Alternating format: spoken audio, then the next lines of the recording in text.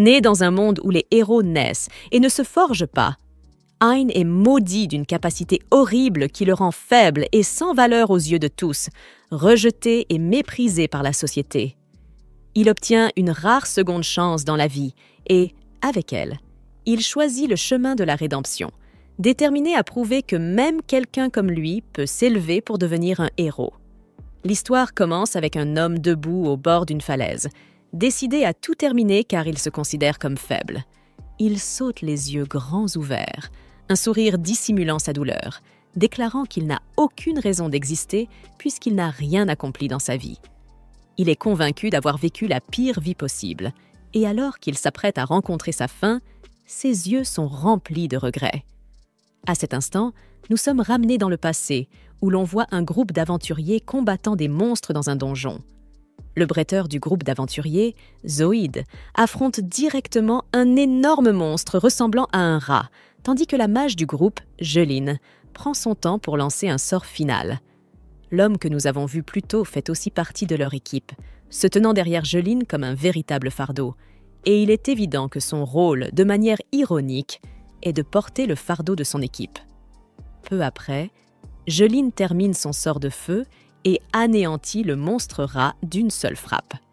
Après avoir vaincu le monstre, Jeline et Zoïde se tournent vers Hein, qu'il surnomme le ramasseur d'ordures, et lui ordonne de récupérer les déchets sur le cadavre du monstre. Il est si faible qu'il trébuche et tombe, se ridiculisant devant les personnes qui le considèrent déjà comme complètement inutile.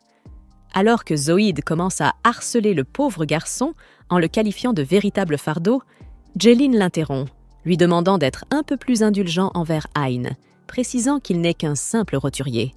Contrairement à eux, qui sont des roturiers de haut rang, Hein s'excuse d'avoir trébuché, expliquant qu'il porte beaucoup de poids sur son dos, ce qui l'a fait perdre l'équilibre. Quoi qu'il en soit, il se met au travail et utilise la seule compétence qu'il possède, l'évaluation, pour examiner le monstre. Hein nous explique que son métier est celui d'évaluateur, un travail considéré comme très basique et insignifiant dans ce monde, et c'est pour cela qu'il est traité comme une ordure par tout le monde. Dans ce monde, lorsqu'une personne naît, elle reçoit une classe de métier attribuée par la déesse de la lumière et une compétence donnée par la déesse des ténèbres. Alors que les compétences peuvent être maîtrisées pour acquérir diverses capacités, les classes de métier, quant à elles, sont fixes tout au long de la vie de la personne, devenant essentiellement un indicateur de l'importance de cette personne. Le système de classement fonctionne comme une pyramide, divisant les métiers en 3 catégories. Rare, commun élevé, la classe que possèdent à la fois Jeline et Zoïde, et commun bas, tout en bas de la pyramide. C'est la classe d'Ain pour la plupart des CA. Les fermiers et les évaluateurs appartiennent à la catégorie des communs bas, car ce sont des classes non combattantes. Hein explique que, dans la plupart des CA, les métiers peuvent être hérités des parents. Cela signifie que, même si l'on reçoit un mauvais métier de la déesse Diu par pure malchance, on peut tout de même hériter du métier de ses parents, ce qui équivaut à une seconde chance. Cependant, dans le Chaos d'Ain, il a perdu ses 2 parents très jeunes et s'est retrouvé coincé avec le métier d'évaluateur. Mais il n'a pas abandonné et a choisi de devenir aventurier plutôt que fermier, espérant qu'un jour il ferait fortune, prenant essentiellement un pari risqué. Malheureusement pour lui, la chance n'a jamais été de son côté. Ainsi, en tant qu'aventurier, la seule chose qu'il fait est d'évaluer les cadavres de monstres pour déterminer quelles parties peuvent être utilisées. Il inspecte le cadavre du rat et trouve le seul objet de valeur, ses dents, qui peuvent servir à fabriquer des armes. Cependant, il est si faible qu'il n'arrive même pas à arracher les dents du cadavre, montrant à quel point il est incompétent, incapable de gérer même les ordures en tant que ramasseur d'ordures. Son incompétence rend Zoïde si furieux qu'il lui lance un caillou. Alors qu'un léger agacement apparaît dans les yeux d'Ain, Zoïde lui donne un coup de pied au visage, lui rappelant qu'ils ont eu pitié de lui en l'intégrant à leur groupe d'aventuriers et qu'il devrait leur en être éternellement reconnaissant. Hein s'excuse pour son insolence et, sans dire un mot de plus, accomplit sa tâche, acceptant le fait que le monde est injuste. Pendant qu'il éventre le cadavre, Jeline commence à se moquer de lui, le traitant de toutes sortes de noms comme sale et dégoûtant pour avoir mis ses mains sur un rat mort immonde. Ces moqueries ne font qu'accentuer les regrets d'Ain face à sa misérable vie. Mais pour continuer à vivre dans ce monde, il supporte en silence le traitement cruel qu'il subit. Il ne peut que blâmer son métier et la déesse de la lumière pour avoir ruiné sa vie. Mais même cela ne résoudra pas ses problèmes. Quoi qu'il en soit, le groupe poursuit son chemin à l'intérieur du donjon et tombe sur le cadavre d'un chien des enfers. Zoïde ordonne au ramasseur d'ordures de se remettre au travail, mais Ain hésite, trouvant étrange qu'un monstre aussi puissant soit mystérieusement allongé mort ici. Il se souvient que la guilde avait dit que des monstres très précieux comme les chiens des enfers ne se trouvent pas dans ce donjon, ce qui le rend encore plus méfiant à l'égard du cadavre. Mais Zoïde s'en moque complètement et donne littéralement un coup de pied à Ain pour le pousser vers le cadavre, lui ordonnant d'arrêter de bavarder et de se mettre au travail. Se sentant impuissant, Ain utilise sa compétence d'évaluation et découvre qu'il y a de nombreux matériaux rares sur le corps du monstre. Alors qu'il commence à collecter les matériaux, Zoïde remarque un autre passage menant à ce qui semble être un autre cadavre de chien des enfers. Ain se dit que quelque chose cloche définitivement, car la carte fournie par la guilde indiquait que le donjon n'avait qu'un seul chemin. Il supplie Zoïde et Jeline de faire demi-tour, mais aucun des deux ne veut entendre ces avertissements. Exaspéré, Zoïde décide d'exclure Ain de leur groupe pour avoir continuellement désobéi. Ain, désespéré à cause de sa situation financière, reconsidère sa décision et suit Zoïde et Jeline dans le nouveau passage, qui les mène finalement à une douzaine d'autres cadavres de chiens des enfers. Bien qu'il soit évident qu'il s'agit d'un piège, Ain garde le silence, et lorsqu'il s'enfonce suffisamment loin, une meute de chiens des enfers vivants les entoure, révélant que tout cela était un piège depuis le début. Réalisant qu'ils ne peuvent pas vaincre autant de chiens des enfers, Zoïde propose de sacrifier Ain pour gagner suffisamment de temps afin de s'enfuir, proposition à laquelle Jeline adhère sans hésitation. Sans la moindre pitié, elle utilise un sort de paralysie sur Ain, le laissant en pâture aux dizaines de chiens des enfers. Entouré par les créatures démoniaques, Ain est si terrifié qu'il est sur le point de se faire dessus. Il se fait mordre de plusieurs côtés par les chiens des enfers, et il commence bientôt à ressentir de la douleur dans ses mains, signe que le sort de paralysie commence à s'estomper. Rassemblant un peu de force, il attrape une pierre et l'utilise pour fracasser le crâne de l'un des chiens. Ensuite, il saisit son sac rempli de fruits et le leur jette dessus. À ce moment-là, l'un des chiens attrape une pomme et la mord comme amuse-bouche, se préparant à l'attaquer une seconde fois. Sentant le danger imminent, Ain profite de l'occasion pour fuir et tenter de sauver sa misérable vie. Alors que tout espoir semble perdu, il réalise qu'il n'y a aucune issue en vue, car la sortie du donjon a été scellée. Il comprend alors qu'il est piégé avec les chiens des enfers. Cependant, en se retournant, il aperçoit une traînée de sang qui le mène à ce qu'il espère être un endroit sûr. Malheureusement, il ne trouve qu'une impasse au bord d'une falaise. En regardant derrière lui, il réalise que les chiens des enfers se rapprochent de plus en plus, prêts à mettre fin à sa vie pathétique s'il retourne dans cette direction. Que feriez-vous à sa place? Coincé entre deux options de mort certaines, Ain se remémore ses débuts en tant qu'évaluateur. Il venait à peine de s'habituer à devenir aventurier pour survivre, même s'il n'était qu'un amateur. Il en veut à Zoïde de l'avoir ridiculisé et forcé à s'incliner devant lui pour ensuite l'abandonner. Malgré la colère qui bouillonne en lui, il est incapable de riposter.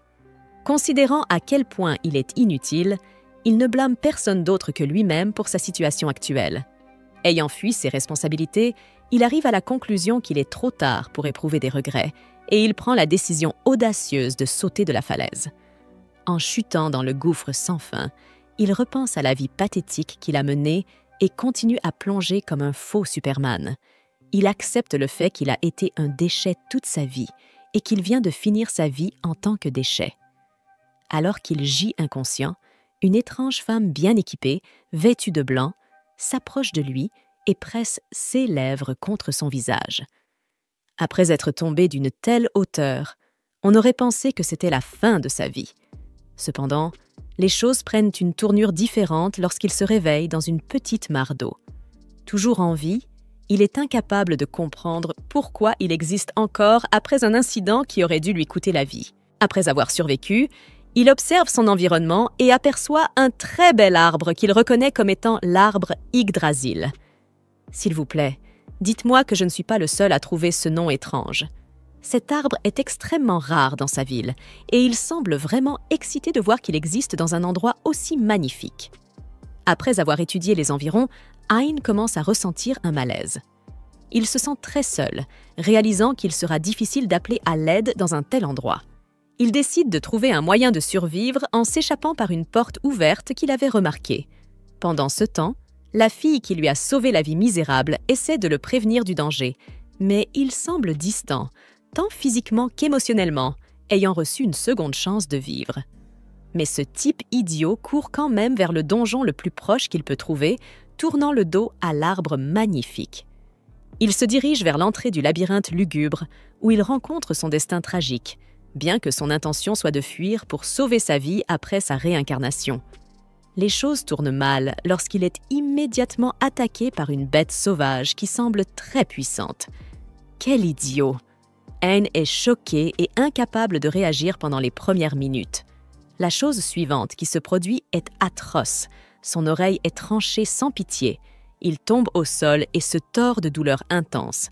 Ce garçon stupide avait refusé d'accepter une vie meilleure et avait choisi de se jeter lui-même dans le danger.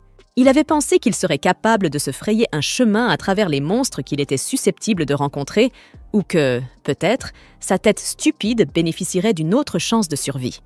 Mais après s'être fait arracher l'oreille, les choses deviennent encore plus folles. Le monstre le prend pour du poulet grillé et découpe différentes parties de son corps sans la moindre once de pitié. Face à cette douleur insupportable, Hein hurle très fort et de manière incontrôlable. Il est maintenant pleinement conscient que la mort le fixe droit dans les yeux et qu'il n'a aucune échappatoire au moment où le monstre s'apprête à l'achever. Cependant, une autre bête surgit par derrière et élimine le monstre sur le champ, provoquant un déversement de sang partout. Les choses deviennent très compliquées, car aucun espoir ne se lit sur le visage d'Hein. De plus, la bête a tué le monstre pour avoir un accès plus facile à sa proie initiale. Hein. Pendant ce temps, la bouche d'Hein reste grande ouverte, figée dans une expression de stupéfaction totale. La peur lui glace le sang. La bête vient de massacrer un monstre extrêmement puissant et il ne reste plus qu'un misérable comme lui à affronter. Il est évident que le prochain repas de la bête, c'est lui. Il est presque certain qu'il n'y aura pas de combat, mais seulement la mort, car il n'a aucune chance face à cette créature dangereuse et laide. Sans lui laisser une minute de répit, la bête se jette sur le pauvre Hein, qui avait déjà abandonné tout espoir de vivre. Elle commence par lui arracher les 2 yeux, puis le soulève immédiatement, écrasant toute vie dans ses muscles. Hein regrette alors amèrement sa seconde existence et ne souhaite plus qu'une chose, mourir dans les bras cruels de la bête. Cependant, son destin malheureux, marqué par une mort répétée, prend une tournure inattendue. Cette fois, il n'a même pas l'occasion de goûter à la mort, car une jeune fille puissante vient à son secours. Elle le sauve grâce à sa magie en un clin d'œil, affirmant qu'elle n'a fait cela que sur demande d'une belle dame. Apparemment, elle a été envoyée pour l'aider par la femme en blanc qu'il avait croisée plus tôt, bien qu'il ignorait même son existence. C'est alors qu'il ouvre les yeux et ne peut confirmer sa survie qu'en voyant la jolie demoiselle assise juste en face de lui. À sa vue, le pauvre simplet perverti reste bouche bée, incapable de prononcer le moindre mot. Alors qu'Hein est fasciné par la beauté de cette femme mystérieuse, celle qui l'a sauvé plus tôt, Ursula le ramène à la réalité. Elle lui rappelle que sa précieuse fille, Yuri, a délicatement préparé une tasse de thé rien que pour lui, en précisant qu'elle est la mère de la jeune elfe. Ursula, déjà irritée, souligne que sa fille a fait tout cela pour quelqu'un d'aussi inutile que lui et exige qu'il le boive avec le plus grand soin. Pendant qu'Ursula parle, Hein remarque enfin le charme caché sous les traits lumineux de Yuri. La timide elfe offre timidement le thé à Hein, lui demandant de boire au moins une gorgée. Cependant, Hein hésite et leur demande de se présenter avant d'accepter une boisson de la part d'inconnus. Frustrée par son comportement, Ursula lui met le thé dans la bouche et lui ordonne d'arrêter de parler et de simplement boire. Il le fait à contre-cœur et, malgré sa manière brusque, trouve la saveur délicieuse. Il remercie Yuri pour l'avoir préparé. Perdue à nouveau dans la beauté de Yuri, Hein s'exclame combien elle est mignonne, au grand déplaisir d'Ursula. Elle le prévient que si jamais il tente quoi que ce soit avec sa fille, elle effacera son existence pitoyable de ce monde. Essayant de reconstituer les événements, Hein suppose que ces deux femmes lui ont sauvé la vie et l'ont amené à l'arbre de vie, Yggdrasil. Cependant, Ursula le corrige avec un sourire agacé, expliquant qu'elle n'avait aucune intention de sauver un raté comme lui. En réalité, c'est Yuri qui l'avait supplié à genoux d'intervenir, ce qui l'a obligé à s'occuper des monstres pour lui. Ursula déclare qu'Ain devrait se prosterner aux pieds de Yuri, exprimant sa plus profonde gratitude avec chaque fibre de son être. Yuri, gêné, lui dit qu'il n'est pas nécessaire d'aller aussi loin. Malgré tout, Hein la remercie sincèrement, l'appelant par son nom, ce qui fait immédiatement ressortir la colère d'Ursula. Elle lui donne un coup de pied dans le visage à cause de son ton trop décontracté. Yuri essaie de calmer sa mère, avouant combien elle se sent heureuse que quelqu'un d'autre l'appelle par son nom. Hein interrompt les deux femmes, se demandant comment Ursula pourrait être la mère de Yuri, puisqu'elle paraît beaucoup trop jeune. Ursula, suspendant un instant sa colère, se présente comme la gardienne de l'arbre de vie, Yggdrasil. Elle explique qu'il existe 9 Yggdrasil dans le monde, chacun protégé par un gardien dont le seul devoir est de veiller sur eux et de les protéger du mal. Elle ajoute qu'elle vit ici depuis que l'arbre a pris racine et qu'elle élève Yuri depuis ce temps. Révélant tranquillement que Yuri est l'esprit d'Yggdrasil, les paroles d'Ursula laissent Hein fasciné et il commence à comprendre pourquoi Yuri est si fascinante. Sans s'en rendre compte, Hein flirte avec elle, ce qui déclenche immédiatement la colère d'Ursula. Elle le menace de lui crever les yeux pervers s'il ose fixer sa fille.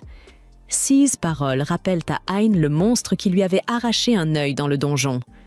Il se souvient aussi de ses blessures graves, ce qui le rend perplexe quant au fait qu'il soit maintenant en parfaite condition. Ursula explique que les gouttelettes d'Yggdrasil ont guéri ses blessures, mais que cela n'a pas suffi à régénérer ses yeux déjà écrasés. Ainsi, elle n'a eu d'autre choix que de fabriquer un nouvel œil à partir d'une partie de l'arbre de vie, ce qui explique pourquoi un de ses yeux a une couleur différente. Apparemment, cette prothèse oculaire, faite à partir de l'esprit de l'arbre, lui a non seulement permis de revoir, mais lui a aussi conféré de la force. Ursula a fait tout cela à la demande de Yuri, car sinon, elle ne se serait pas souciée d'un raté comme lui. Hein se tourne alors vers Yuri et lui demande pourquoi elle a fait tout cela pour l'aider.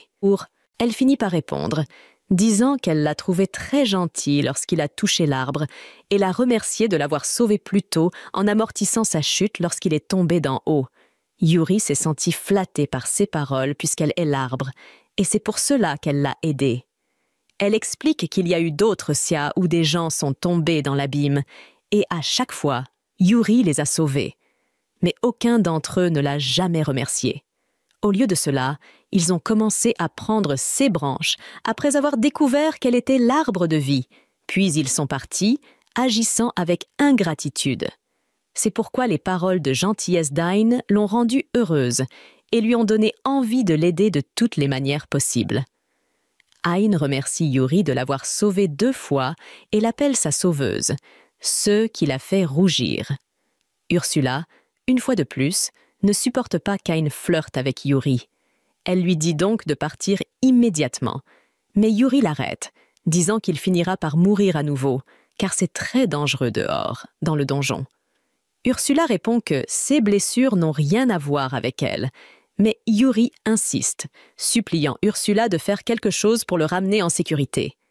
En tant que gardienne d'Yggdrasil, Ursula ne peut pas s'éloigner trop d'ici, c'est pourquoi elle ne peut pas accompagner Hein à l'extérieur. De plus, la magie de téléportation ne peut pas être utilisée à l'intérieur du donjon, donc Ursula ne pense pas qu'elle puisse l'aider de quelque manière que ce soit. Yuri devient profondément triste et commence à pleurer, montrant à quel point elle tient à Hein. Ne voulant pas voir sa fille contrariée, Ursula décide de former Hein, l'aidant à devenir assez fort pour sortir de là par ses propres moyens. Yuri remercie sa mère, et Hein, lui aussi, remercie toutes les deux, les étreignant soudainement, les laissant toutes deux gênées. Ne perdant plus de temps, il déclare être le plus puissant sage qui soit. Ursula commence son entraînement et le ramène dans le donjon, lui disant d'utiliser les pouvoirs de son œil spirituel pour découvrir ce qui se cache dans le sombre chemin aveuglant. Avec l'aide d'Ursula, il parvient à débloquer les pouvoirs de son œil spirituel, et lorsqu'il ouvre les yeux, le chemin devient aussi lumineux que la lumière du jour. Une fois cela fait, Ursula provoque un combat avec un monstre chauve-souris à un œil et dit à Hein d'esquiver ses mouvements d'une rapidité fatigante dans le cadre de sa première leçon d'entraînement. Bien que cela lui paraisse d'abord impossible, Hein parvient, grâce aux instructions d'Ursula, à évaluer les mouvements du monstre à l'aide de son œil spirituel. Mais cela ne suffit pas à prévenir les attaques, et il se fait arracher les oreilles. Ursula soigne ses blessures à l'aide d'une gouttelette d'Yggdrasil et lui dit d'un ton menaçant de continuer à souffrir, car il doit travailler jusqu'à la mort s'il veut maîtriser ses compétences. Bien que cruel, Hein se relève, évalue l'attaque imminente du monstre et apprend qu'il va attaquer sa jambe gauche dans 5 secondes. Il esquive donc en conséquence. Son succès le rend trop enthousiaste, ce qui lui vaut une nouvelle blessure, mais au moins, il a envie de s'améliorer. Ayant commencé son entraînement depuis 1 semaine, Hein a encore la tête bien lourde, car il a du mal à s'adapter aux mouvements et aux actions rapides pour se sauver de la bête avec laquelle il s'entraîne. Cependant, au fur et à mesure qu'il avance, il commence à apprendre à évaluer sa puissance et devient très conscient de son prochain mouvement, si bien que Hein est maintenant capable d'esquiver de nombreuses attaques du monstre. Au milieu de son entraînement, il demande à Ursula d'évaluer sa performance, et c'est là que le garçon stupide connaît une fin temporaire. Il est attaqué et reçoit un coup d'épée dans le dos à cause de sa distraction. Ursula, quant à elle, n'est pas perturbée. Au contraire, elle semble s'amuser de tout cela et ne peut s'empêcher de se complaire dans sa méchanceté. Elle le guérit rapidement, mais le réprimande pour être devenu trop confiant après un succès mineur. Dans son esprit, elle croit que supporter plus de douleur accélérera son processus d'apprentissage. Sans perdre de temps après avoir soigné ses blessures, elle exige qu'il passe immédiatement à la prochaine phase de l'entraînement, prouver qu'il peut vaincre un gremlin. Il hésite, insistant sur le fait que c'est trop tôt et doutant de sa capacité à réussir. Elle rejette son hésitation par une insulte acerbe, déclarant qu'elle n'a pas besoin de son avis. Bien consciente de ses tendances paresseuses, elle conclut que la meilleure approche est de le pousser par la force brute. Pour l'aider, elle lui ordonne d'utiliser son œil magique et lui passe un bâton magique. Ce bâton, soigneusement fabriqué par Yuri à partir d'une branche d'arbre, est un geste personnel de soutien. Malgré son extérieur dur, elle éprouve de l'inquiétude quant à la difficulté de l'entraînement pour lui. Ursula lui passe la branche et lui ordonne de reprendre immédiatement l'entraînement. Lors de sa première tentative d'attaque contre le gremlin, il échoue.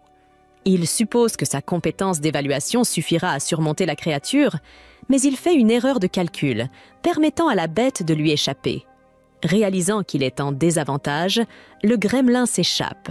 Frustrée, Ursula le réprimande sévèrement, lui ordonnant de se ressaisir et de se concentrer sur la défaite du monstre. Puisant dans une détermination nouvelle, il rassemble son courage et élabore une stratégie avec soin. Il décide de combiner l'évaluation avec une attaque accélérée. D'un mouvement rapide, il frappe le monstre avec le bâton magique. À sa grande surprise, l'impact est suffisamment puissant pour faire tomber instantanément la créature, son poids massif provoquant un effondrement du sol.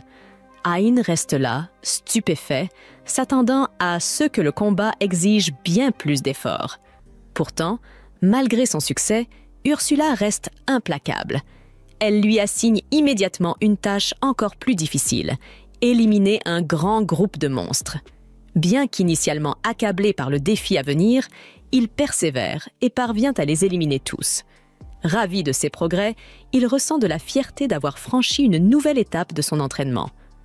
Cependant, en observant cela, Ursula décide qu'il est prêt pour quelque chose d'encore plus extrême et élabore une phase d'entraînement encore plus folle et plus difficile pour le pousser encore plus loin.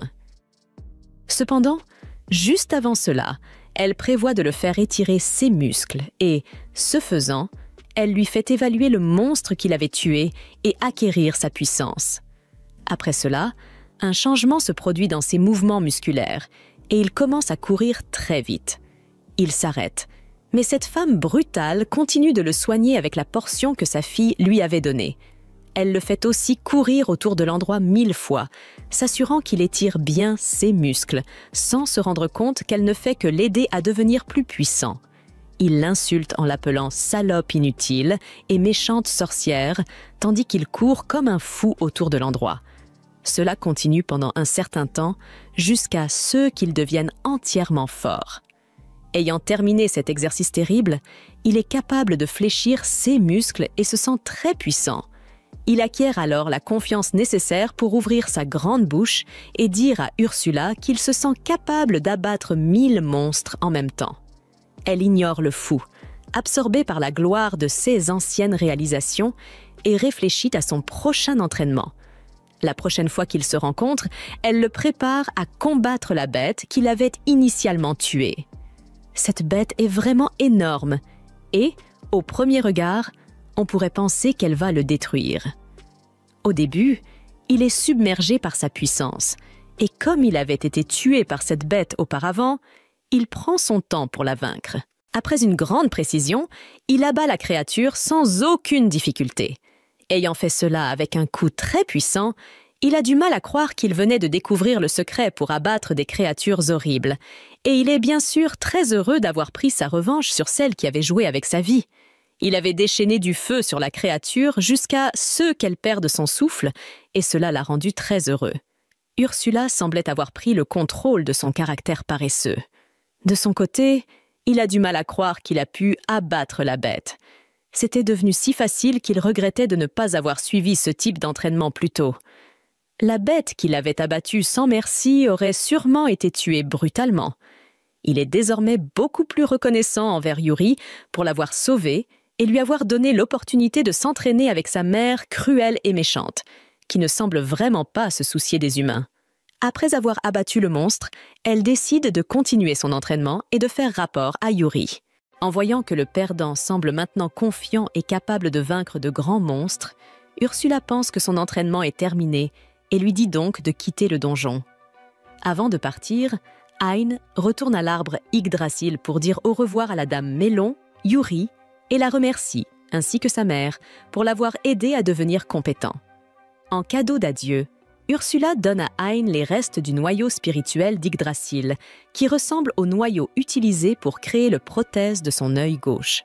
Avoir un de rechange signifie qu'Ain pourrait en créer un nouveau en CA d'urgence, mais il hésite à accepter ce cadeau, se sentant confus. Si la pierre verte est le noyau spirituel d'Yggdrasil, cela signifie-t-il que c'est la source des pouvoirs de Yuri? Ursula n'offre aucune explication, rassurant simplement Hein en lui disant que Yuri va bien.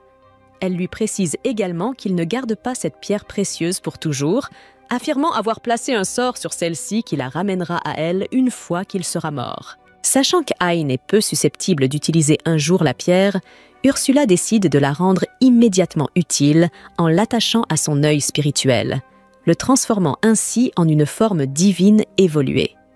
Lorsque Hein ouvre son œil spirituel nouvellement amélioré, il se rend compte que Yuri a disparu et commence à la chercher frénétiquement, appelant son nom, seulement pour qu'elle réapparaisse quelques instants plus tard, émergeant de son œil spirituel désormais divin. Enfin, Ursula révèle la vérité. Ce qu'elle vient de faire, c'est greffer le noyau de l'arbre de vie Yggdrasil dans l'œil d'Ain. Puisque Yuri est l'arbre de vie, elle vivra désormais dans son œil à partir de ce moment. Avant qu'Ain ne puisse pleinement comprendre qu'il a été trompé dans une relation à vie avec Yuri, elle change de sujet, soulignant joyeusement à quel point elle lui sera utile désormais, expliquant qu'elle pourra le soigner quand il le voudra, autant de fois qu'il en aura besoin. Hein, pour une raison quelconque, apprécie cela, bien sûr. Il le fait, car maintenant il a sa propre waifu qu'il peut invoquer et dissoudre à volonté. Cependant, il s'assure auprès d'Ursula qu'elle est d'accord avec cet arrangement, lui demandant si elle est d'accord pour être séparée de sa précieuse fille. Entendant cette question stupide, Ursula donne un coup de pied au visage d'Ain, lui écrasant le pied pour lui faire ressentir ne serait-ce qu'une fraction de sa frustration, et lui dit avec colère qu'elle n'a pas l'intention de laisser sa fille avec un étrange et inutile perdant comme lui. La seule raison pour laquelle elle laisse partir Yuri est que, depuis la naissance de cette dernière, elle s'est sentie seule et n'a jamais eu d'amis. En tant que mère responsable, Ursula veut que Yuri voie le monde à travers les yeux d'Ain et connaisse le genre d'exubérance juvénile qu'elle n'a jamais eu, si vous voyez ce que je veux dire. Ain dit sa joie à cela et promet à Ursula qu'elle peut lui faire confiance pour s'occuper de sa fille. Sur CE, Ursula offre à Ain un véritable cadeau d'adieu, en lui lançant un écusson sur la main droite qui lui donne la possibilité de stocker un nombre infini d'objets à volonté. Elle décide également de lui offrir une épée spirituelle, mais avant cela, elle évacue sa frustration persistante en le poignardant en plein dans son autre œil. Alors que Yuri le soigne, Ursula lui force soudainement une pierre dorée dans la bouche. Cette pierre, appelée la pierre du sage, est un dispositif qui relie sa conscience à lui à travers son autre œil. Mec, il a littéralement été volé de ses deux yeux par ce duo mère-fille sournois. Et il ne s'en rend même pas compte.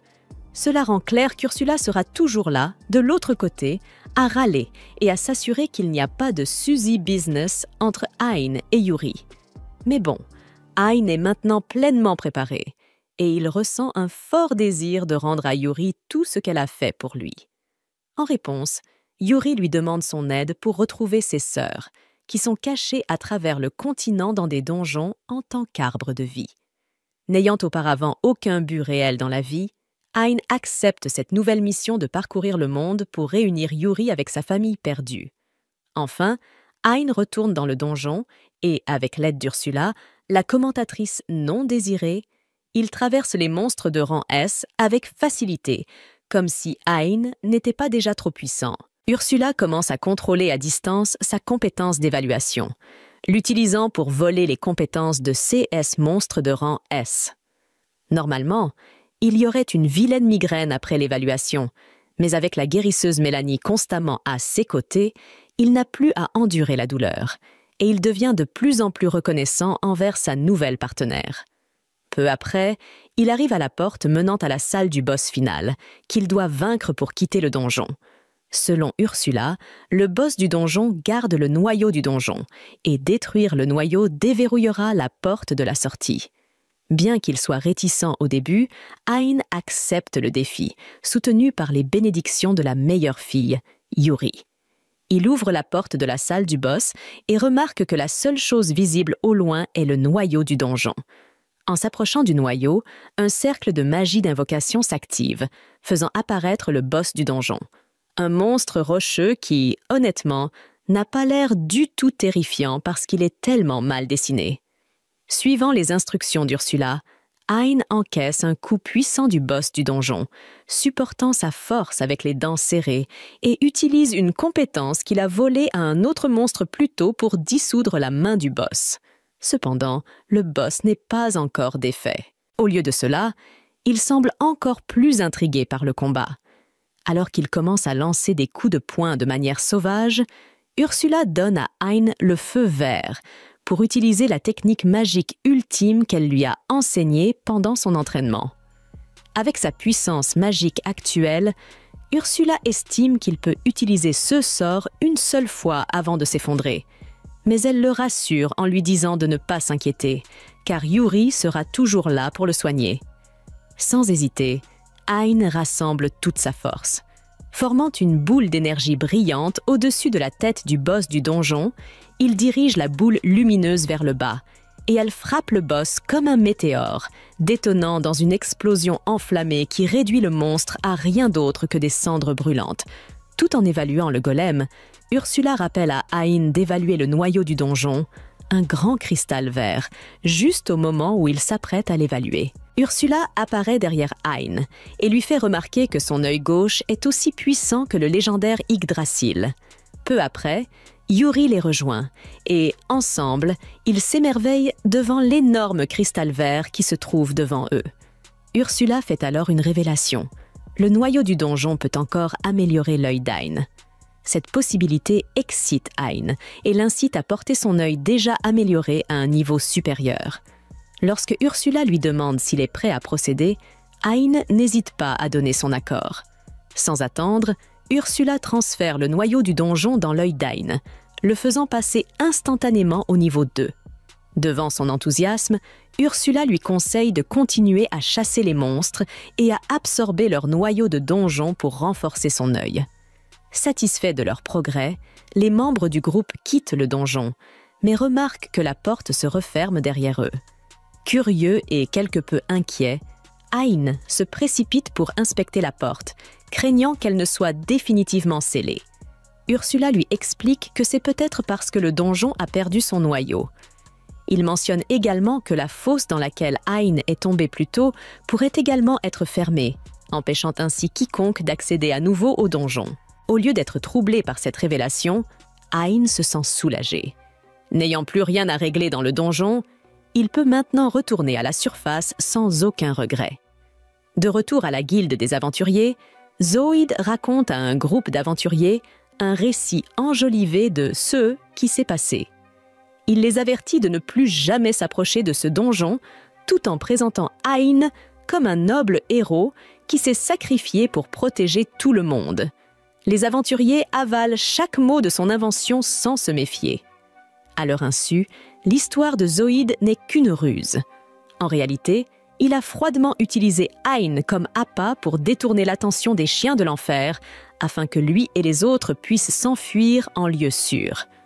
Alors que Zoïde continue de raconter sa fausse histoire de sacrifice héroïque d'Ain, une voix familière l'interrompt derrière lui. En se retournant, Zoïde se retrouve face à face avec Hein, vivante et en bonne santé. Paniqué, il exige de savoir comment Hein a pu survivre. Avec une fierté indéniable, Hein explique qu'il a vaincu tous les monstres à lui tout seul. Zoïde ne le croit pas, lui qui pensait qu'Ain n'était qu'une faible bombe. En voyant la réaction de Zoïde face à Hein, les aventuriers remettent en question son histoire. C'est alors qu'Ain révèle la véritable histoire, à savoir que Zoïde l'a paralysé et l'a utilisé comme appât pour les chiens de l'enfer. Lorsque les aventuriers l'entendent, ils le battent pour qu'il devienne un traître stupide. Juste avant qu'ils ne le réunissent avec ses ancêtres, Hein les arrête. Il remercie Zoïde de l'avoir abandonné, car c'est ainsi qu'il a rencontré Yuri, puis il quitte la guilde. Cette action étonne les autres aventuriers qui n'ont jamais vu cette facette d'Ain. Ils se demandent s'il s'agit bien de la même personne que celle qu'ils ont connue. Plus tard, Hein et les autres vainquent d'autres monstres dans les donjons, afin d'améliorer ses capacités. Chaque victoire signifie que ses yeux évoluent pour le mieux. La mort est due au transfert du noyau dans ses yeux par Ursula. Alors qu'ils marchent dans les bois, ils entendent un grand cri au loin. Ils découvrent un chariot attaqué par des monstres. Hein les abat immédiatement tandis que Yuri et Ursula soignent les gardes blessés. De son côté, Hein s'approche de deux personnes effrayées sur le côté et cherche à savoir si elles sont blessées. Lorsque la dame parmi les deux se retourne, elle tombe amoureuse d'Ain au premier regard et lui saute immédiatement dessus, le considérant comme son héros. Il se sent très mal à l'aise et demande à l'homme qui l'accompagne de l'aider, pensant qu'il s'agit de son frère. Mais celui-ci se présente comme Jasper, le chef de la guilde des marchands. Par un retournement de situation choquant, la dame se trouve être une princesse du pays, la princesse Claudia. Elle les emmène dans son manoir pour les remercier comme il se doit de lui avoir sauvé la vie. Bien qu'Ain pense que Yuri et Ursula devraient être davantage remerciés puisqu'elle a aidé à soigner le garde blessé, elle les remercie cordialement, comme prévu. Après cela, elle leur demande d'abandonner les formalités et de l'appeler simplement Claudia. Cela fait, elle tente à nouveau de lui sauter dessus, mais Yuri la bloque cette fois. Lorsque Claudia cherche à savoir pourquoi, Yuri révèle à contre-cœur qu'Ain est son mari et qu'il est heureux dans sa vie de couple. À ce moment-là, Ain se demande quand le mariage a eu lieu. Comme si cela n'était pas assez choquant, Claudia déclare que cela ne la dérange pas d'être la seconde épouse. Préparez-vous à la partie la plus choquante de l'histoire. Alors que les deux filles se disputent pour savoir qui aura Ain, Jasper demande à avoir une discussion avec lui. Il demande à Ain de l'épouser. Vous voyez la réaction d'Ain. C'est exactement comme ça que j'ai réagi en regardant ça. Pour expliquer la situation, il l'informe d'abord qu'il est membre de la Silver Phoenix Trading Company, une société très populaire dans le royaume. Ensuite, il emmène Ain dans un entrepôt souterrain où il lui montre divers bijoux et pierres précieuses qu'il a trouvés et stockés pendant des années. Il reconnaît que l'œil gauche d'Ain est un noyau spirituel et lui raconte une histoire étrange sur la raison pour laquelle il a cherché le noyau spirituel. Cette histoire tournait autour de la façon dont l'Yggdrasil a quitté la surface et a été converti en un noyau secret utilisé pour sceller le roi démon. À cause de cela, il demande à épouser Ain pour avoir la chance d'être reflété dans les yeux d'Ain. Oui, je sais à quel point cela semble étrange. Je ressens la même chose que toi. Il montre clairement une obsession excessive pour ce noyau. Après lui avoir raconté cela, Ursula lui conseille étonnamment d'accepter son offre. Cela vise principalement à lui donner l'opportunité de découvrir d'autres donjons cachés grâce aux informations que Jasper pourrait détenir. Bien que cette idée semble étrangement agréable à Ain, il ne propose que d'être l'ami de Jasper. Lorsqu'il lui demande à propos des autres donjons, Jasper semblait d'abord perdu, mais il lui assura qu'il pourrait trouver les autres en un rien de temps, ce qui le rendit heureux. Cependant, être dans la zone d'amis ne suffit pas pour ce type bizarre, car il veut plus. À ce moment-là, les filles le rejoignent, et on dirait qu'elles veulent toutes une part de la saucisse d'Ain. Bientôt, Ain, Yuri et Ursula se rendent dans un donjon caché dont Jasper leur a parlé, dans l'espoir d'y retrouver les sœurs de Yuri. Ain entre seule dans le donjon et se retrouve rapidement face à une impasse. Ursula lui dit qu'il y a un sort de téléportation sur le mur et qu'il peut l'activer en le touchant. Dès qu'Ain touche le sort de téléportation, il se retrouve dans une immense forêt.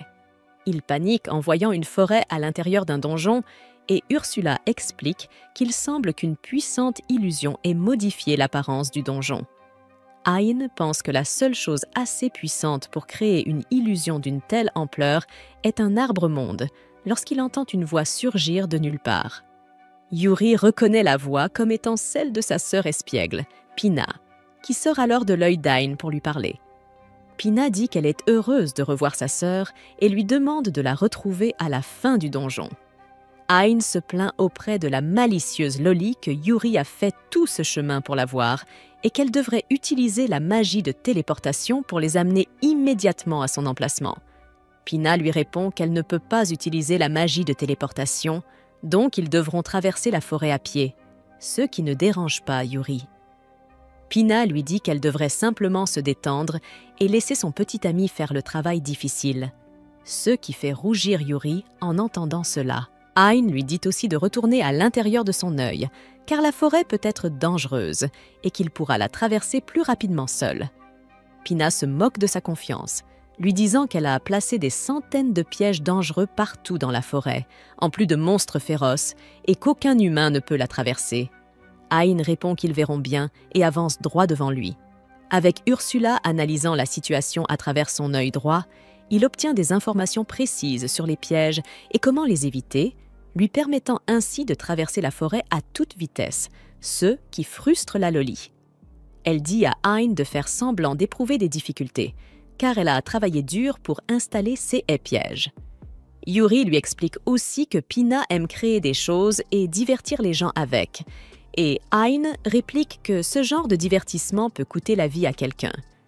Pina lui répond simplement qu'elle n'est pas une meurtrière et qu'elle envoie les gens à l'extérieur avant qu'ils ne courent un danger trop grave. Elle ajoute ensuite que de puissants monstres vont apparaître et exhorte Ain à abandonner. Il déclare qu'il ne s'arrêtera devant rien pour rendre Yuri heureuse. Et à ce moment-là, un monstre végétal de rang S apparaît devant lui. Le monstre l'attaque avec du pollen soporifique, mais Hein possède une résistance totale aux altérations d'état et ne ressent même pas la moindre somnolence, ce qui frustre Pina. Il invoque son épée et tue le monstre végétal d'un seul coup avant de l'évaluer pour en obtenir les compétences. Il découvre qu'en utilisant la compétence unique du monstre, il peut générer des graines de toutes sortes de plantes.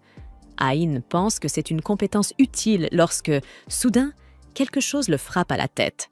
Il se demande ce qui se passe et pourquoi il ne peut pas repérer l'attaquant. Mais Ursula lui explique qu'ils utilisent une compétence de furtivité. Cependant, Pina est stupéfaite, car Hein reste debout malgré un tir direct à la tête. Il lui dit qu'il possède une annulation des attaques surprises, donc il ne subira aucun dégât de CES attaque, ce qui l'énerve encore plus. Pour couronner le tout, Ursula parvient à localiser les monstres qui attaquent Hein, et il utilise la magie gravitationnelle pour les écraser instantanément. Les fourmis furtives deviennent visibles après leur mort, et il utilise sa compétence d'évaluation pour copier leur furtivité ainsi que leur puissance de saut explosive. Pina commence à pleurer parce que rien ne fonctionne contre lui, mais elle reprend confiance en envoyant 2 monstres de rang S l'attaquer en même temps. Hein utilise simplement sa super vitesse pour les tuer d'un seul coup, et lorsque Pina apprend qu'il n'est qu'un évaluateur malgré sa puissance, elle abandonne.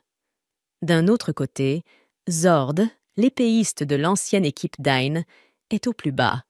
Tout le monde l'évite à la guilde, et même Jeline commence à agir comme si elle était innocente et qu'il l'avait forcée à paralyser Hein. Les idiots de la guilde font confiance à Jeline et expulsent Zord, affirmant que plus personne ne formera jamais une équipe avec lui. Furieux, Zord maudit Hein pour avoir survécu, car si celui-ci était mort paisiblement, rien de tout cela ne serait arrivé. Il décide d'accomplir une quête de haute difficulté pour redorer sa réputation et part chasser un monstre de rang C dans le même donjon qui cache l'entrée du donjon de Pina. Alors qu'il touche accidentellement le sort de téléportation sur le mur, il se retrouve dans la forêt et décide de chercher des monstres puissants. Cependant, il marche immédiatement dans un piège, et alors qu'il est sur le point de tomber sur des pics et de voir Dieu, il est téléporté de retour dans le donjon précédent. Soudain, il entend la voix de Pina lui dire qu'il ne mourra pas dans son donjon et qu'elle le téléportera immédiatement avant qu'il ne soit en réel danger, donc il peut essayer autant de fois qu'il le souhaite. Zord pense que c'est sa chance de devenir plus fort et de regagner son honneur. Il entre dans le donjon encore et encore, se blessant à cause des pièges, mais sans abandonner. Il finit par tomber sur un gigantesque monstre crocodile et, aveuglé par la soif de gloire, il l'attaque. Cependant, le monstre est bien trop puissant pour lui et l'envoie rouler d'un simple coup. Pina lui dit d'abandonner et qu'elle le ramènera dans l'autre donjon, mais il refuse. Le monstre écrase soudainement son bras blessé sous sa patte, le broyant, et Zord hurle de douleur. Le monstre l'attaque et Zord se prépare à mourir, mais soudain, Hein arrive et tue le gigantesque crocodile d'un seul coup d'épée. Zord ne voit que son dos pour l'instant et pense qu'il doit s'agir d'un aventurier de haut rang avec une classe rare. Mais lorsqu'il réalise qu'il s'agit d'Ain, il en reste sans voix.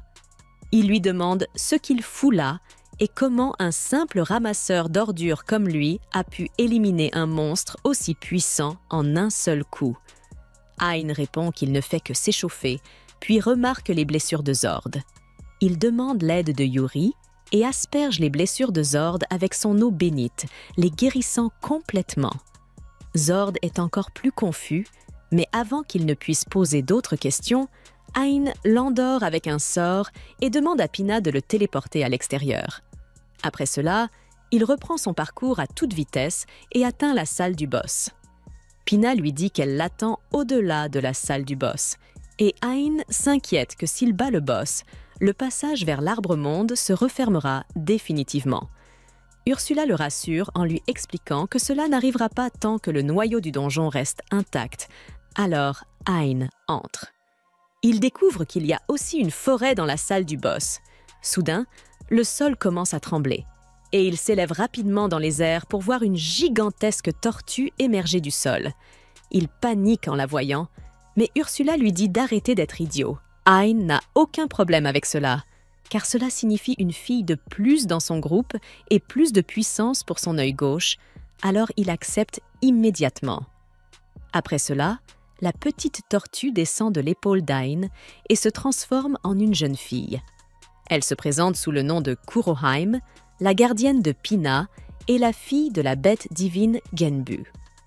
Hein panique en voyant cela, mais la plus choquée est Ursula, qui se met au garde-à-vous et commence à parler à Kuro comme si elle était la professeure la plus stricte de l'académie.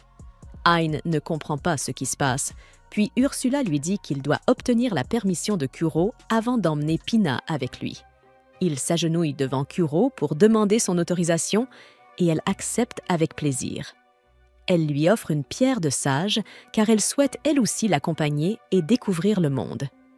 Peu après, Ursula traite le noyau spirituel de Pina et renforce l'œil spirituel d'Ain, le faisant monter de niveau. Il est heureux d'obtenir cette amélioration, mais il est encore plus ravi de voir Yuri sourire avec sa sœur. Il reste 6 autres sœurs à retrouver et Hein prévoit de réunir Yuri avec chacune d'elles. Il attaque la tortue avec des boules de feu, mais elles ne lui font aucun dégât. En réponse, la tortue lui envoie une puissante explosion d'eau. Hein utilise son évaluation suprême pour ralentir le temps, puis sa compétence de parade pour renvoyer l'attaque vers la tortue, mais, à sa grande surprise, cela ne lui fait aucun dégât non plus. Il comprend alors le secret derrière cette situation et se place volontairement sous la patte du monstre alors qu'il s'apprête à l'écraser. Cependant, l'attaque ne le touche même pas, et maintenant il en est certain. La gigantesque tortue n'est qu'une illusion. Il utilise une compétence pour dissiper l'illusion et révèle que le véritable boss du donjon est en réalité une minuscule et adorable tortue. Ursula félicite Hein pour avoir percé ce mystère tout seul, car même elle n'avait pas pu voir à travers cette puissante illusion. Hein ramasse alors la petite tortue et l'évalue, découvrant qu'elle est l'enfant de l'une des 4 bêtes mythiques de la création. Ursula panique en voyant la description, car ces 4 bêtes sont presque au même niveau que l'arbre-monde originel. Hein se tourne ensuite vers Pina et lui demande s'il doit réellement vaincre cette adorable petite tortue pour valider l'épreuve, car selon lui, il a déjà gagné. Pina lui répond qu'il doit la vaincre, puisqu'elle est le boss du donjon. Mais Hein et la tortue lui lancent un regard suppliant et innocent. Elle finit par céder. Elle autorise Hein et les autres à venir jusqu'à elle, et les 2 sœurs se retrouvent dans une étreinte émotive. Sans perdre de temps, Pina demande alors à Yuri si elle peut l'accompagner, car elle s'ennuie à rester enfermée dans le donjon. Le lendemain, Jasper accompagne Ian pour vendre les objets de leur mission. D'après le noble, il risque de se méfier des contrefaçons, mais avec lui, tout ira bien. D'ailleurs, les aventuriers alentours sont surpris par la présence du riche marchand Jasper qui est chaleureusement accueilli par la guichetière de la guilde. Elle demande ce dont les garçons ont besoin et Ian répond maladroitement qu'il aimerait vendre des objets qu'il a collectés dans les donjons. Jasper ajoute qu'une fois la vente terminée, Ian a tendance à acheter lui-même ces objets à la guilde.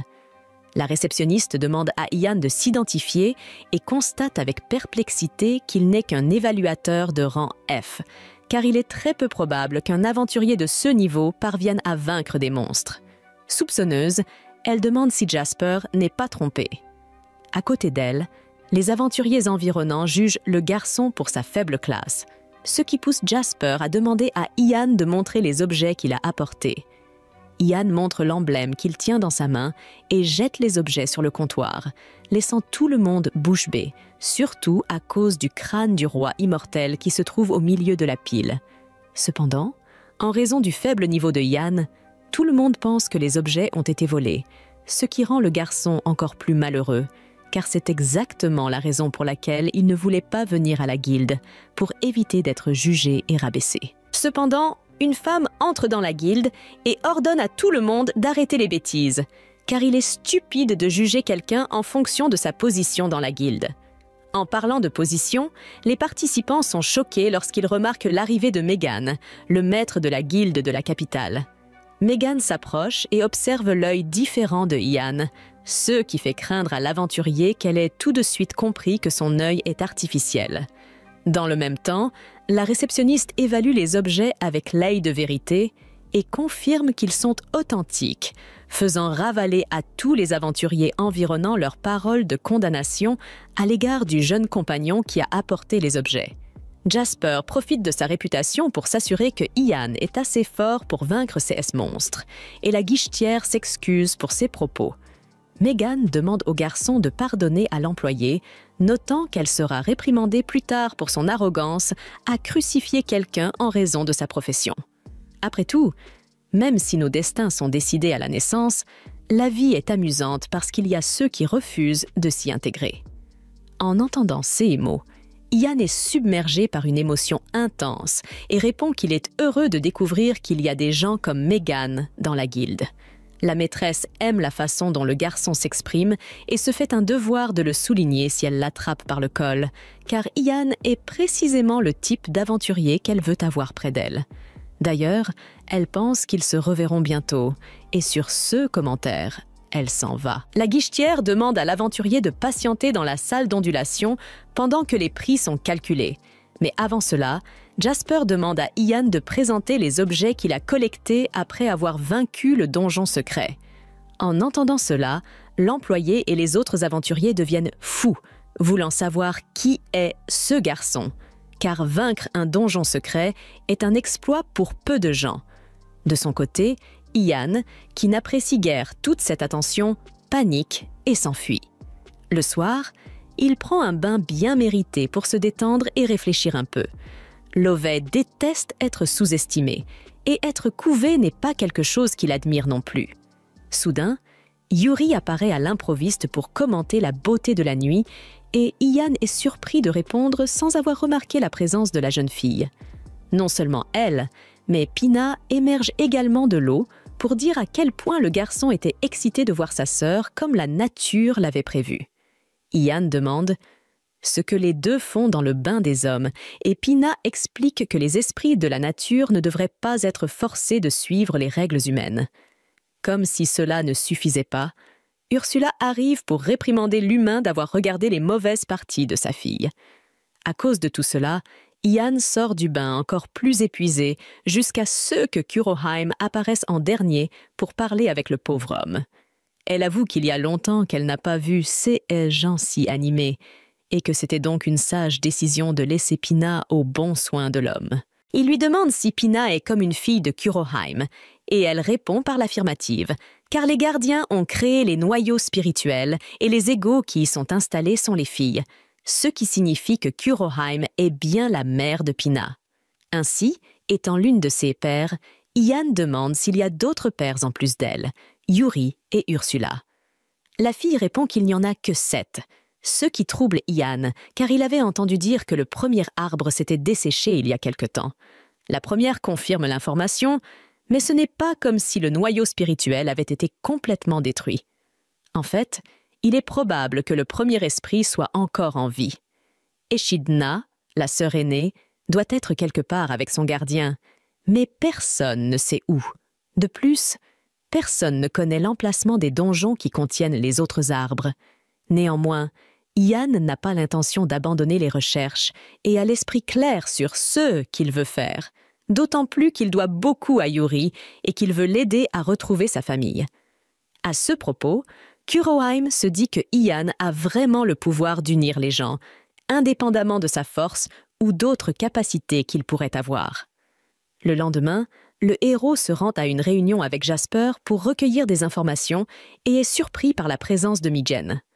Le maître veut demander une faveur que seul Ian peut accomplir et qui concerne le Behemoth, l'un des puissants drive-in anciens engendrés par le seigneur des démons, Mictérine. Après que le seigneur démon a été scellé, le dragon s'est caché, mais pour une raison ou une autre, il est réapparu pour attaquer les traîtres et les cargaisons qui passaient dans la région. Megan demande donc à Ian d'affronter le mastodonte dans le cadre de cette mission officielle de rang SS. Jasper prévient que le garçon risque de perdre la vie et regrette d'avoir dit qu'il ne voulait pas s'impliquer dans la guilde, mais Ian accepte quand même le défi, sachant que la guilde est dans une situation difficile. Heureux de la nouvelle, Jasper affirme que son ami a un cœur fort et digne du pouvoir qu'il possède. Alors que Meghan ne pouvait s'attendre à moins de la part d'un homme qui a suscité son intérêt, Ursula commente par télépathie à quel point le jeune homme a mûri, tandis que le maître de la guilde salue le jeune homme et compte sur lui. Dans la scène suivante, l'aventurier se rapproche de son objectif et brave la chaleur surréaliste du désert. Malgré la souffrance, Ursula assure que le mastodonte n'est pas loin. Elle explique que ce monstre est un dragon de terre capable d'absorber les sorts, de s'approprier leur pouvoir magique et de transformer l'air en projectiles qui transpercent l'espace lui-même, surnommés « balles en spirale ».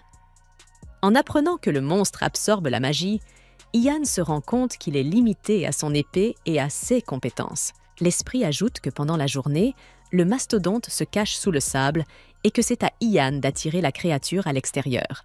Comme prévu, l'aventurier exécute une frappe de nova sur le sable, créant un cratère suffisamment profond pour atteindre les profondeurs de l'enfer. Des profondeurs émerge une créature désireuse de connaître l'identité de l'humain insolent qui a osé troubler son sommeil. Bientôt, Ian se retrouve face à un être qui n'a jamais connu le concept de défaite. Après avoir reçu la vie du Seigneur des démons lui-même, le mastodonte n'a jamais rencontré quelqu'un de plus fort que lui, et sa puissance écrasante suffit à maîtriser n'importe quelle menace dans ce monde. Honnêtement, le dragon s'ennuie beaucoup. Cependant, persuadé que l'humain devant lui est faible, le mastodonte remarque que Ian peut utiliser une magie relativement puissante, bien que les sorts soient inefficaces contre lui. Sur ce point, le dragon se demande qui Ian pense être pour le défier. Ayn se présente officiellement et confirme qu'il est venu vaincre le monstre, ce qui fait éclater de rire. Ce dernier en lui rappelant qu'il a été créé par le seigneur démon lui-même. À cela, Ayn rétorque que ce seigneur ne doit pas être un si grand défi non plus. Ce commentaire fait trembler de rage le dragon de terre, qui lance des balles en spirale sur son adversaire, mais celui-ci assure que tous ses efforts sont vains. Néanmoins, le Behemoth est confiant en sa victoire sur son terrain sablonneux. Alors que l'humain esquive les attaques, il parvient à s'approcher et à trancher le bras gauche de la créature, aussi résistant que l'oricalque. Ne voulant pas être surpassé, le Behemoth s'enfonce sous terre pour prendre le garçon par surprise, et la certitude que son attaque ne pouvait être anticipée le rend excessivement confiant. Bientôt, il surgit d'en bas et avale Ayn. Mais alors qu'il pense avoir gagné, l'aventurier lance un sort qui fait exploser la tête du dragon. Toujours en vie, l'œil brisé du monstre aperçoit Ayn et réalise que ce n'est pas le regard d'une proie dévorée, mais celui d'un prédateur. À cet instant, le Behemoth comprend enfin le concept de la défaite. Bien que complètement écorché, il demande comment l'humain a réussi à gagner. Ayn explique qu'il a simplement lancé un sort ultime à l'intérieur du corps de son adversaire, car son analyse indiquait que le Behemoth ne pouvait absorber la magie que par sa peau extérieure. D'ailleurs, Ayn n'a pas explosé avec lui parce qu'il a activé une barrière juste avant la détonation. Puisqu'ils en parlent, l'humain demande si le dragon n'avait pas remarqué le sort d'illusion qu'il avait utilisé lors de leur première rencontre. Après avoir pris le maquis, le Behemoth n'a fait que poursuivre le mirage d'Ayn. Il ne fait aucun doute qu'un monstre vraiment puissant aurait réalisé que ce n'était qu'une illusion, ce qui signifie qu'Ayn pense que le Behemoth a perdu à cause de son arrogance à l'égard de la race humaine. Comprenant enfin comment il a été vaincu, le monstre regarde son corps se désintégrer comme du sable noir vers le ciel, tout en éprouvant des sentiments qu'il avait toujours voulu savourer, comme la douleur, la souffrance, l'agonie et la défaite. Honnêtement, le dragon n'avait pas pensé qu'il serait si difficile de gérer cette sensation, surtout celle de la mort imminente qui s'approchait comme un cheval en bas d'une colline alors qu'il parlait. Après le départ du Behemoth, Ursula demande pourquoi l'humaine semble ébranlée, et Ayn avoue que le dragon était effectivement méchant. Mais comme il a été créé par le Seigneur des démons, il se demande comment la créature se serait comportée dans d'autres circonstances, et surtout, ce que serait Ayn lui-même s'il n'avait jamais rencontré l'Arbre-Monde. Peu encline à la philosophie, Ursula répond qu'une telle créature ne changerait jamais de nature et demande à Ain d'évaluer les capacités du vaincu. En faisant cela, le garçon est impressionné par la qualité des techniques apprises, y compris les balles en spirale. De même, Yuri, Kurohime et Pina arrivent pour encourager le garçon, mais il répond que tout cela n'a été possible que grâce à la force qu'il lui apporte. De retour au royaume, Ain répond à la demande de Claudia de rencontrer son père, et sans préavis, le roi en personne apparaît dans la pièce. Immédiatement, en voyant l'apparence imposante de l'homme, Ain panique, perd ses moyens et s'incline frénétiquement devant sa majesté. Cependant, le monarque se révèle être une personne très gentille et calme, contrairement à ce que l'aventurier avait imaginé. Ainsi, Ain se rassoit, et Claudia, avec ses discours sur le fait d'être la deuxième épouse du garçon, en profite pour le serrer dans ses bras. Saisissant l'occasion, Yuri fait de même pour ne pas être laissé de côté. Enfin, le roi exprime sa joie d'être le beau-père d'une figure aussi importante du royaume, notant qu'Ain a été responsable de la défaite du redoutable Behemoth.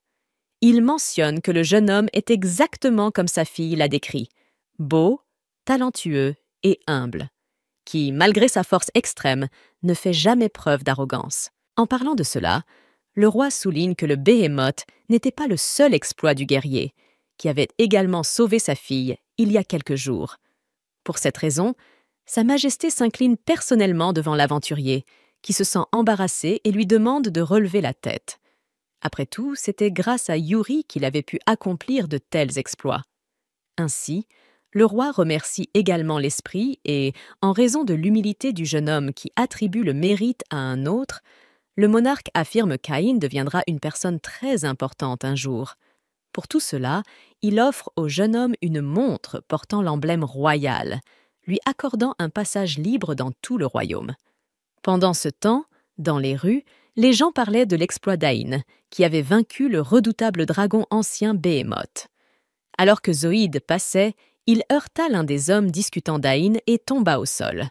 Rempli de haine, il constata qu'où qu'il aille, tout le monde semblait ne parler que de son ancien compagnon. À cause de cela, l'aventurier se dit qu'il aurait dû rester avec son travail de ramasseur d'ordures, juste pour maintenir Ain faible et insignifiant. C'est alors qu'un esprit de la nature nommé Echidna lui proposa son aide pour accomplir sa sinistre tâche.